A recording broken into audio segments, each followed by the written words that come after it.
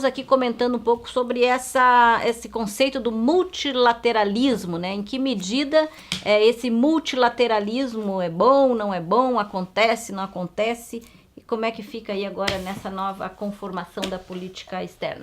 As pessoas elas têm um apreço pelas relações multilaterais, o que é um apreço justificado, porque supõe que um país soberano, que no nosso caso é uma ficção, não existe o exercício da soberania, esse Estado poderia, então, ter uma relação com todos os países no mundo de acordo com seus próprios interesses. E o multilateralismo seria, portanto, a política quase natural, aceitável e inteligente, relacionar-se com todos.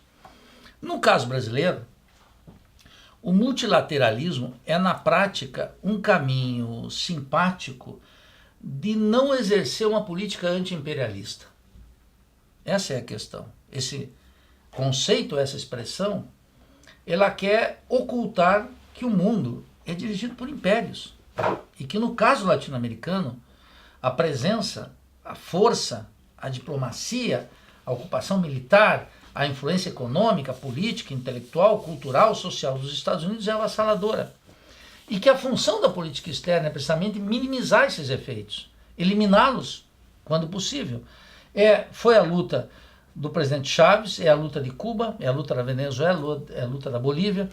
E veja como todos esses países, é a luta da Argentina em alguma medida, foi a luta do Haiti no século XIX, com a Revolução Negra no Haiti. Essas lutas elas são caricaturadas aqui pela inteligência brasileira. É aquilo que o Daniel mencionou, parece que é como se fosse um salto no escuro.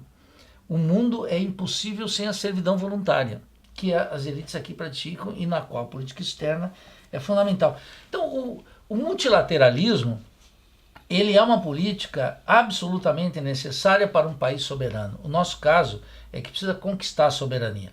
Agora, quando se está falando em multilateralismo, nas condições concretas da América Latina hoje, é evitar o terreno da pátria grande, é evitar o terreno da unidade latino-americana. É isso que se quer. E se ocultar também, através dessa expressão, a subserviência em relação aos Estados Unidos. Para usar uma expressão também do Muniz Bandeira, a presença dos Estados Unidos no Brasil vai ser muito maior. Quer dizer, a ofensiva imperialista aqui vai ser muito maior. As pessoas... Inclusive com o pré-sal, né, que a gente nem falou, mas que eu acho que muito essa posição do José Serra nesse ministério... Completamente articulado. Completamente articulado com isso. E vai contar com o apoio de quem aqui dentro? De uma classe média abobada que gosta de viajar para Miami. Não conhece a história dos Estados Unidos, não conhece o que tem de bom nos Estados Unidos, ela vai, em geral, para comprar enxoval para os filhos quando casa. É uma coisa horrorosa. Então, é isso que ela faz. Mas vai contar com o apoio da Confederação Nacional da Agricultura, do latifúndio, porque é o latifúndio potencial beneficiário do quê? De uma abertura suposta do mercado estadunidense para os produtos agrícolas. Vai contar com o apoio dos exportadores de suco de laranja. Vai contar com o apoio desse setor que é o mais atrasado na sociedade brasileira. Não importa se produz com tratores ou com transgenia. É um setor que aqui mantém uma estrutura fundiária e um poder político no parlamento que nós vimos o que é. Então a sociedade tem que perceber, esses vão se beneficiar. Segundo, a burguesia brasileira importadora, aquela que deixou de produzir bens de alta tecnologia e que retrocedeu nas posições que tinha em máquinas e equipamentos, essa se transforma numa burguesia compradora, compra lá fora para vender aqui dentro. É uma mera intermediária, perde posições, uma burguesia industrial, a lá inglesa, e ganha posição esse setor. E o setor dos bancos, que também é fundamental, o setor de serviços, de compra governamentais, isso tudo é ganho para os Estados Unidos, uma aproximação dessa natureza. O que nós vamos precisar fazer, a meu juízo, Elaine, Daniel e o público que nos escuta, é dar uma atenção para a política externa que até hoje não foi dada e acabar com esse caráter profano da política exterior, por um lado, e tampouco deixar de alimentar mitos de que durante o segundo mandato do presidente Lula e do primeiro da presidente Dilma ocorreu um ensaio de política externa. Isso é rigorosamente falso. Vou dar só um exemplo, que foram os BRICS, que expressa uma ação multilateral. Os BRICS, o Brasil deu 10 bilhões para a formação do Banco dos BRICS.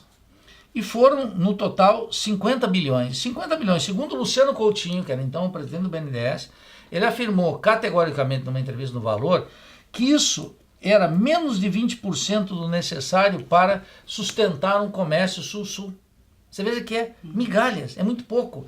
E a presidente Dilma, como presidente Lula, não deram $1 para o Banco do Sul, que era a integração latino-americana. É isso aí. Então veja que é tudo pela metade, é muito retórico tudo isso, exceto a retórica de Serra. Essa é a vala comum, o caminho tradicional de buscar na Embaixada de Washington os conselhos necessários e na ação do Departamento de Estado para dirigir a política externa no Itamaraty e fortalecer aqui aquele discurso que aprofunda a dependência e o subdesenvolvimento e apazigua a alma colonizada dos nossos acadêmicos, dos diplomatas, dos jornalistas, de todos aqueles que escrevem e tentam versar algum conhecimento sobre política.